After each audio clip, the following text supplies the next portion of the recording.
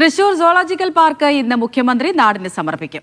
ഏഷ്യയിലെ രണ്ടാമത്തെ വലിയ സുവോളജിക്കൽ പാർക്കാണ് പുത്തൂരിലേത്. വൈകിട്ട് 5 മണിക്ക് നടക്കുന്ന ഉദ്ഘാടന ചടങ്ങിൽ മന്ത്രിമാർ ഉൾപ്പെടെയുള്ള പ്രമുഖർ പങ്കെടുക്കും. 300-ലധികം ഏക്കറിൽ ഒരുക്കിയിട്ടുള്ള പാർക്കിൽ തൃശൂർ മൃഗശാലയിലെ മൃഗങ്ങളെ കൂടാതെ സംസ്ഥാനത്തിന് പുറത്തു നിന്നും വിദേശത്തു നിന്നുമൊക്കെ മൃഗങ്ങൾ എത്തിക്കുന്നുണ്ട്. പാർക്ക് കേരളത്തിന്റെ അഭിമാനമാകുമെന്ന് മന്ത്രി കെ രാജൻ മീഡിയ വണ്ണിനോട് പറഞ്ഞു. പാർക്കിന്റെ വിശേഷങ്ങളുമായി മന്ത്രി കെ രാജൻ മീഡിയ വണ്ണിനൊപ്പം ചേരുന്നു. 300 ഏക്കറിലധികം നിൽക്കുന്ന ഒരു പ്രകൃതി വിസ്മയം തന്നെയാണ് തൃശൂർ പുത്തൂർ സുവോളജിക്കൽ പാർക്ക്. അത് ഇന്ന് മുഖ്യമന്ത്രി നാടിനായി സമർപ്പിക്കുകയാണ്. നമ്മോടൊപ്പം സ്ഥലം MLA-യും റവന്യൂ മന്ത്രിയുമായ കെ രാജൻ ചേരുകയാണ്. താങ്കളെ സംബന്ധിച്ചിടത്തോളം സ്വന്തം മണ്ഡലത്തെ ഏറ്റവും പ്രധാനപ്പെട്ട വികസന പ്രവർത്തനങ്ങൾ ഒന്നായി ഇത് മാർക്കപ്പെടുമെന്ന കാര്യത്തിൽ സംശയമില്ല. കേരളത്തിന് തന്നെ അഭിമാനമായി മാറുന്ന ഒരു പദ്ധതി കൂടിയായി മാറുകയാണ് പുത്തൂർ സുവോളജിക്കൽ പാർക്ക്. കേരളത്തിൽ തന്നെ അഭിമാനമാകുന്ന ഒരു വലിയ പദ്ധതി. ഒരുപക്ഷെ ഇന്ത്യയിൽ തന്നെ ഇങ്ങനെ ഒരു ഡിസൈൻഡ് ആയിട്ടുള്ളൊരു സൂ വേറെ ഇല്ല. ഇത് യഥാർത്ഥത്തിൽ മുളങ്കാടുകളാൽ നിറഞ്ഞൊരു പ്രദേശമായിരുന്നു, കശുമാവും തോപ്പും.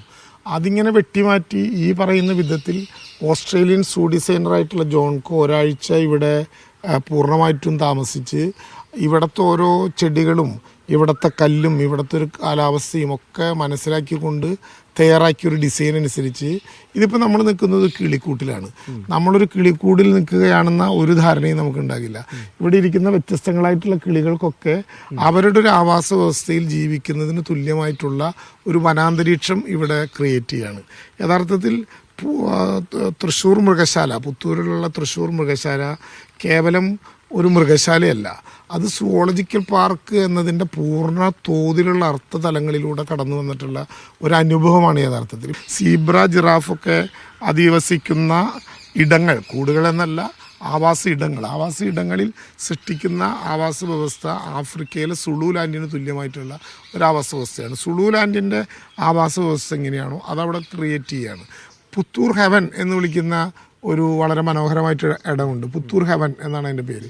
ഒരു കുന്നിലേക്കുള്ള യാത്രയാണ്. അവിടെ പൂർണ്ണമായിട്ടും നമുക്ക് മാനുകളോടൊപ്പം സഞ്ചരിക്കാം. ഇതിന് ഒരു ചെറിയ കാലാവധി നമുക്ക് എടുക്കേണ്ടി വരും. അതായത് ഇവിടെ ഇപ്പം ഇതെല്ലാം വരുമ്പോഴും ആളുകൾക്ക് നേരിട്ടങ്ങ് എല്ലാ കൂടിൻ്റെ മുമ്പിലേക്കും ചെല്ലാനുള്ള ഒരു 2 മാസക്കാലത്ത് ഇടവേള വേണ്ടി വരും. ആ സമയത്ത് നമ്മൾ കുഞ്ഞുങ്ങളെ വ്യത്യസ്ത വിഭാഗങ്ങളിൽ നിന്നുള്ള ആളുകളെ നേരത്തെ തയ്യാറാക്കുന്നതിനനുസരിച്ചും നേരത്തെ അനുവാദം കൊടുക്കുന്നതിനനുസരിച്ചും കുറേശ്ശെ നമുക്ക് കൊണ്ടുവരാം. ജനുവരിയോടുകൂടി, അതായത് പുതുവത്സരത്തിൽ നമുക്ക് പൂർണ്ണമായിട്ടും ആളുകൾക്ക് പ്രവേശിക്കാൻ കഴിയുന്ന ഒരു സൂ ആവും. അതിൻ്റെ നിബന്ധനകൾക്കനുസരിച്ച് എന്തായാലും ഹോളോഗ്രാം സൂ, പെറ്റിംഗ് സൂ, അതുപോലെ തന്നെ നേരത്തെ പറഞ്ഞതുപോലെ ഡിയർ സഫാരി പാർക്ക്, അത് ഇതിൻ്റെ പ്രത്യേകതയായിരിക്കും. അപ്പോൾ റേറ്റും മറ്റു കാര്യങ്ങളൊക്കെ തീരുമാനിക്കുന്നേ ഉള്ളൂ അല്ലേ? അതെ.